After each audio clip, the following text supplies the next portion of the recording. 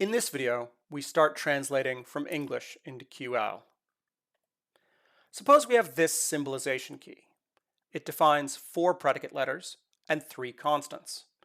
HX means X is wearing a hat. SX means X is wearing a sweater. BXY is the two-place predicate. X plays better basketball than Y. TXY is the two-place predicate. X is taller than Y. Little f is Foggy, little j is Jessica, and little m is Matt. Now consider this sentence. Foggy is wearing a sweater. As we work through examples, you may want to pause the video and try symbolizing it for yourself before we go on. We translate this simply as SF. Now consider Foggy is wearing both a sweater and a hat. The atomic parts require predicates and constants, the new stuff in QL, but we put them together just like we did in SL. So we get SF and HF. Similarly with this sentence, Jessica is wearing neither a sweater nor a hat. Recall that we have 2 different but equivalent ways to translate neither nor sentences. We can write not SJ and not HJ, or we can write not SJ or HJ. Now consider this sentence. Matt is taller than Jessica. We translate this as TMJ. Note that the order of terms is important. Given the symbolization key, this says that M is taller than J. Now consider this sentence. Matt is taller than Jessica, but she plays better basketball than him. We translate this as TMJ and BJM. Again, the order of the lowercase letters is important. Consider this sentence. Jessica plays better basketball than either Matt or Foggy. Even though the sentence has the words either or, it's presenting 2 facts. Jessica plays better than Matt, and she plays better than Foggy. So we can translate it as BJM and BJF. We could do more examples that make use of the various sentential connectives in complex ways, but let's move ahead to an example that requires something more. Consider this sentence. Everybody is wearing a hat. We translate this using a new symbol. The universal quantifier is the upside down A. It means every. So the sentence in QL is, for all x, hx. In English, everybody doesn't explicitly give you a pronoun for referring to that anybody. In QL, however, every quantifier requires a variable. So this says, for every x, it's such that that x wears a hat. The variable only gets its meaning from the quantifier. So it would be equivalent to write the sentence using a different variable. If we wanted, we could write for all y, hy, and it would be a translation of this sentence just as well.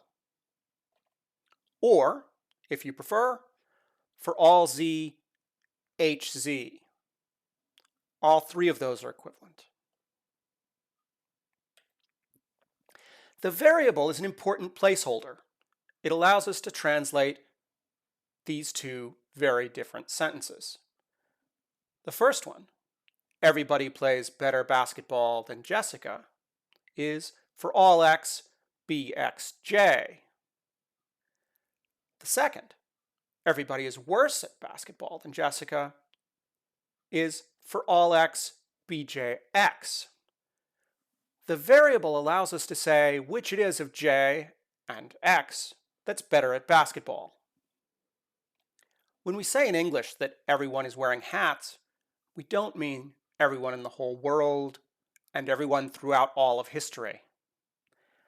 When we write for all x hx, how do we know who and what is included? We need to specify a universe of discourse, which we'll abbreviate UD.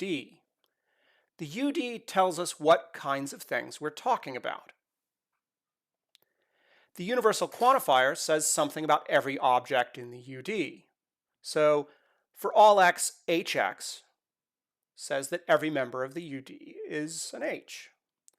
In the same way that our symbolization key tells us that hx means x is wearing a hat, it also needs to tell us what it is that's in the universe of discourse. Each of the constants is a name for something in the universe of discourse. So we know that the universe of discourse needs to contain Foggy, Jessica, and Matt. You may already have guessed that I've been talking about Marvel TV characters. And so I'm filling out the symbolization key in this way. The important point is that a complete symbolization key in QL has to have a universe of discourse at the top of it, because that tells us what the quantifiers mean. With this symbolization key, for all x means every Marvel TV character. Now consider this sentence. Somebody is wearing a hat. We accept the context of this symbolization key, so the somebody is one of the Marvel TV characters. Note that if somebody is wearing a hat, then it is not the case that everyone is not wearing a hat. So we could translate the sentence this way. Not for all x, not hx. It's awkward though, so we're also going to introduce a new symbol. The existential quantifier is symbolized as a backwards E. And you can read this as there exists an x such that hx. This means there's at least one member of the universe of discourse that's an h. In general, exists x followed by some subformula is equivalent to not for all x, not, and that same subformula. And the flip side of this is that for all x is equivalent to not exists x, not. We could, if we wanted, construct the language so that we had just one of these quantifiers and treat the other as being an odd kind of shorthand that you build up with the first quantifier and some negations. We often want to translate both every and some from English, though, so in QL we're going to include both the universal and the existential quantifier. This means that every sentence that can be translated using one of them can, with negations in the right place, be translated with the other instead. So there will be different possible right answers for sentences with quantifiers. For example, consider this sentence. Nobody is taller than Matt. The first translation here is not exists x, t, x, m. It says that there does not exist anyone taller than Matt. The second, for all x not txm, says that for everyone, they're not taller than Matt.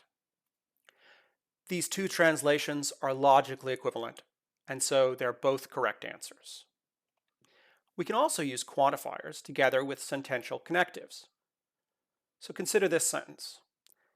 If Jessica is wearing a hat, then everyone is.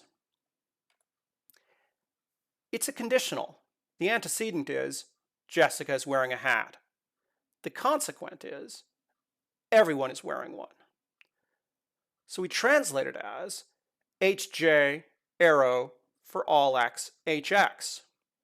The part I've written in blue here on the screen is a half step along the way to translating the whole sentence.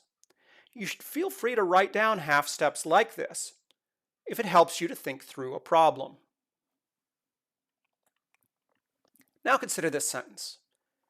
Everyone is wearing hats and sweaters. We translate this as for all x, hx, and sx. Note that the parentheses are important because the for all x is an instruction that tells us how to read the variable x in both conjuncts. Every x has a feature. What's that feature? hx and sx. In this video, we've introduced symbolizing with quantifiers, and we've introduced the universe of discourse. We'll do some more complicated translation problems in the next video.